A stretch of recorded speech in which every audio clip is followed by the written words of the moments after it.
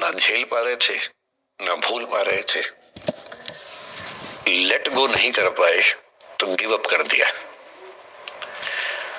और इसलिए मुझे अक्सर लगता है कि जितनी चीजें हम सिखाते हैं बच्चों को, हिस्ट्री, इकोनॉमिक्स, लिटरेचर, वो सब ठीक है, उनका भी महत्व है।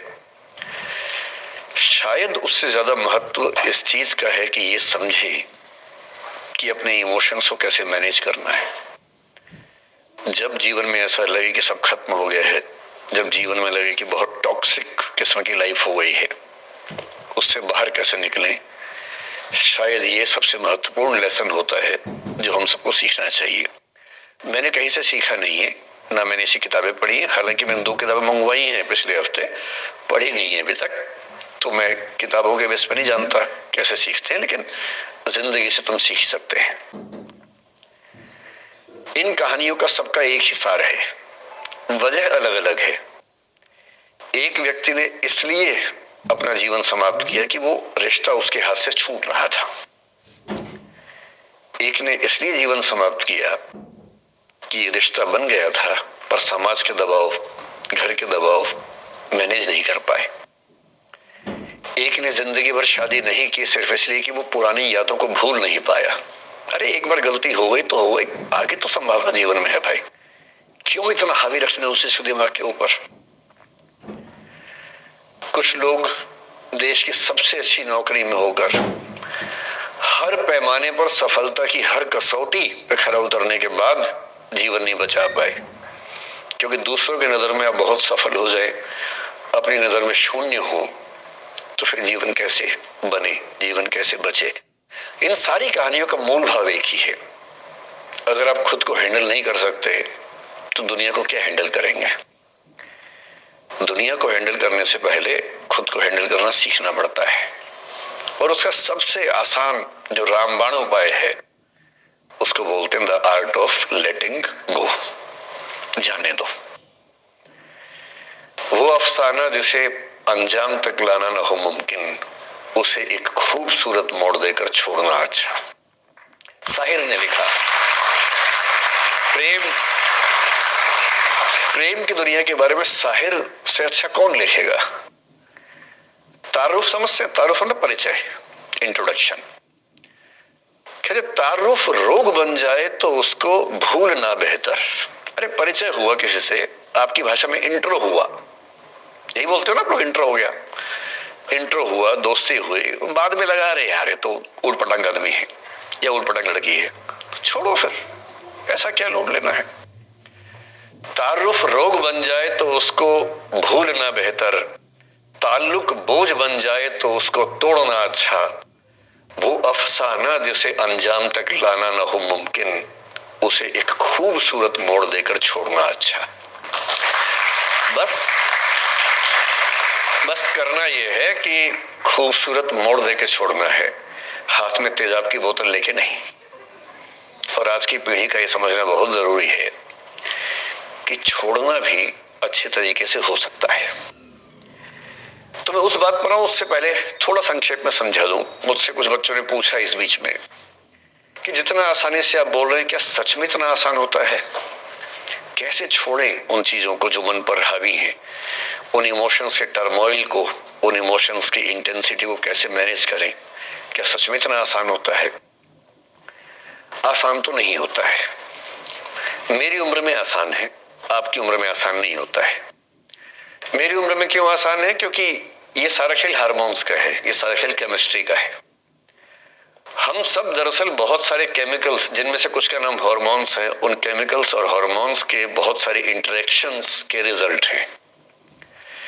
इसलिए जब कोई बच्चा जैसे छोटे बच्चे हमेशा उछलते रहते हैं, पेरेंट्स थके रहते हैं, ये इन सभी केमिस्ट्री का परिणाम है, शौक का मामला नहीं है।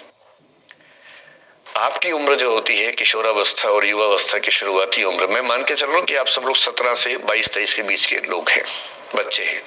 कुछ तो अभी शादी भी नहीं कर सकते होंगे, वो वाले होंगे ना, लड़के तो नहीं कर सकते होंगे भाई, 21 के कहाँ हुए होंगे, तो वो वाली उम्र आप लोगों की है।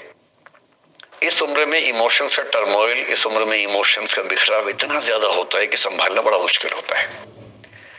जैसे जैसे आप मैच्योर होंगे, बड़े होंगे, बूढ़े होंगे, बूढ़े और मैच्योर काफी हद तक समानार्थक शब्द होते हैं। बूढ़ा आदमी आमतौर पर मैच्योर हो ही जाता है, और जो मैच्योर हो जाता है उसको लोग बुढ़ा ही बोलते हैं, चाहे वो दोस्त हो आपका। तो मैच्योर होने के बाद मैच्योरिटी के कई लक्षण हैं, 10-20 लक्षण। उनमें से एक ये है कि आपके इमोशंस में इंटेंसिटी उतनी नहीं रह जाती जितनी बचपन में होती है। मसलन कोई आपका दोस्त आपसे कुछ खराब कह दे, आप 3-4 घंटे बेचैन रहेंगे, बार बार मैसेज टाइप करेंगे, फिर डिलीट करेंगे, फिर टाइप डिलीट, वो भी टाइप डिलीट चल रहा है। एक दिन हो गया बात हुए, ना वो पढ़ पा रहे हैं ना आप पढ़ पा रहे हैं, बेचैनी चरम पे है। अब इतना ही मामला है, नाक का सवाल है कि पहले कौन झुकेगा।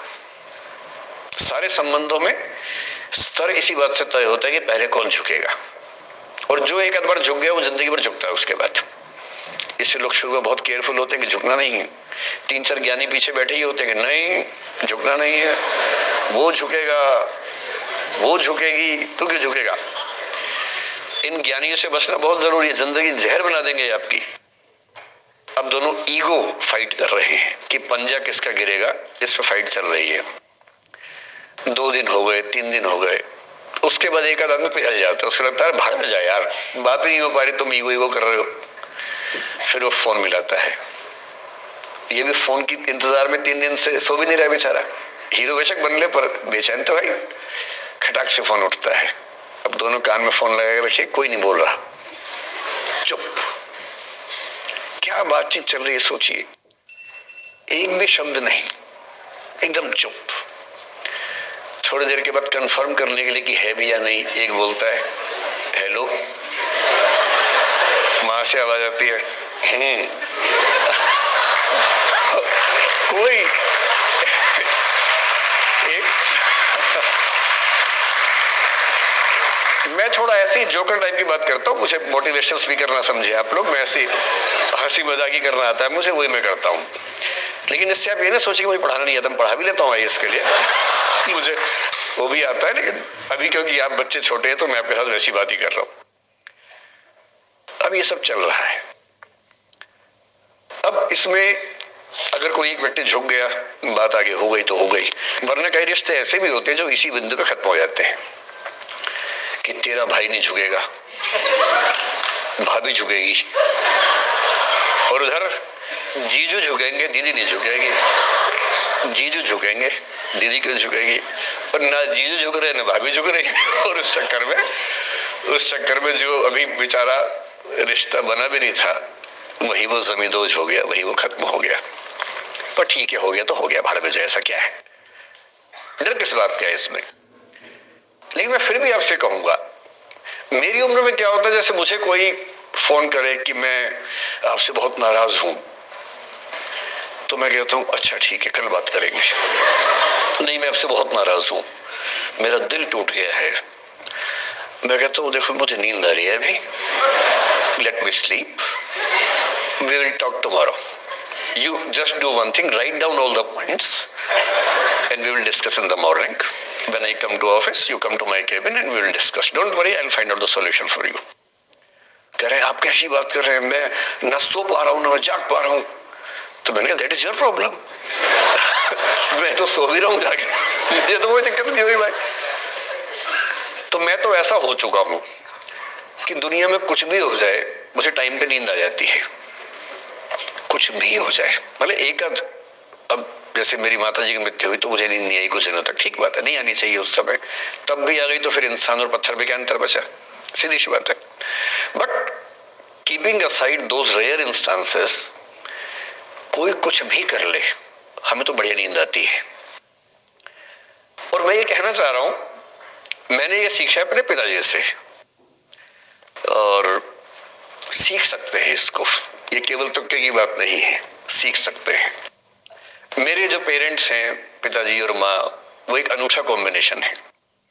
अच्छा, किसी शादीशुदा जोड़े से अकेले में बात करके देखिए, जब वो कंफर्टेबल हो आपके साथ, आप उनको बोलिए कि मुझ में और मेरी पत्नी में, या मुझ में और मेरे पति में ज्यादा चीजें मैच नहीं होती।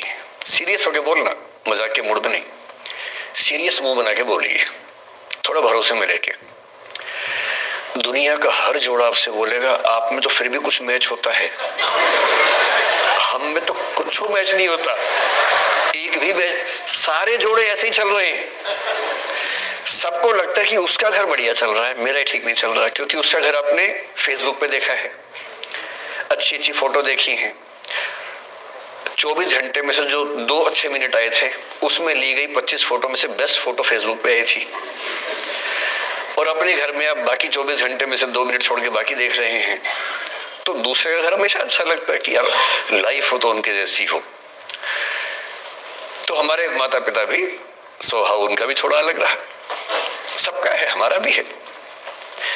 तो मेरे पिताजी हैं मस्त मौला आदमी, जैसे कबीर दास एकदम फक्कड़ मस्त मौला आदमी, भाड़ में जाए दुनिया उस मूड में रहते हैं, नुकसान हो जाए भाड़ में जाए।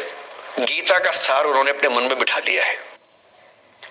उनका बड़े से बड़ा नुकसान हो जाता है तो क्या बोलते हैं, हमारा क्या था, जो लाए थे, जो लिया यहीं से लिया, जो दिया यही दिया, साथ लेके क्या जाना है, बात खत्म, कोई टेंशन ही नहीं उनको। और बाकी सब लोग टेंशन में कि अब क्या करें, ये हो गया वो हो गया, कैसे मैनेज करें। मेरी माँ को तनाव हो जाता था, और जब पिताजी ऐसे हो तो माँ को तनाव होगा, सीधी सी बात है। अगर माँ वैसी होती पिताजी तनाव में रहते हैं, तो सामान्य बात है। जब घर में एक व्यक्ति मस्त मौला हो तो बाकी लोग तनाव तो फिर बांटेंगे ना आपस में। वो बड़ा तनाव में रहती थी, उनको घर की चिंता, बच्चों की चिंता बहुत सताती थी।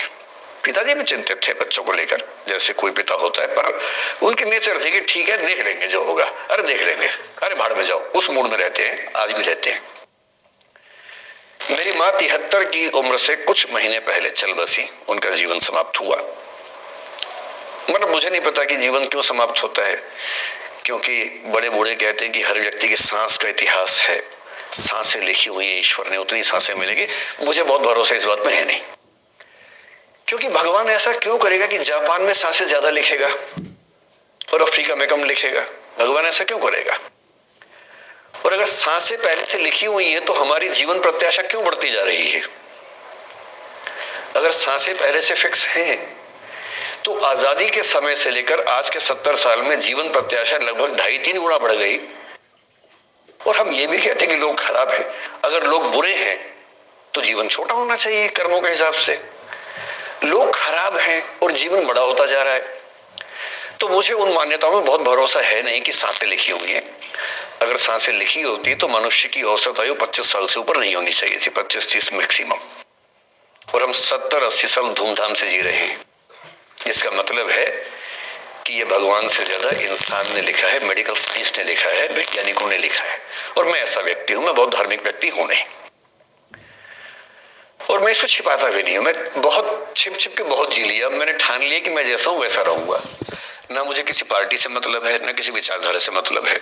मैं विचार वाला आदमी हूं, धारा वाला नहीं हूं। जिसको धारा में बहना है बहे, हम तो अकेले चलेंगे, विचार के साथ चलेंगे। जो ठीक लगता है वो बोलेंगे और वैसे ही रहेंगे। हाँ, गलत बोलने से बचता हूँ, किसी के बारे में गलत बोलना मुझे अच्छा नहीं लगता है, लेकिन जो सही लगता है वो तो बोलूंगा ना भाई।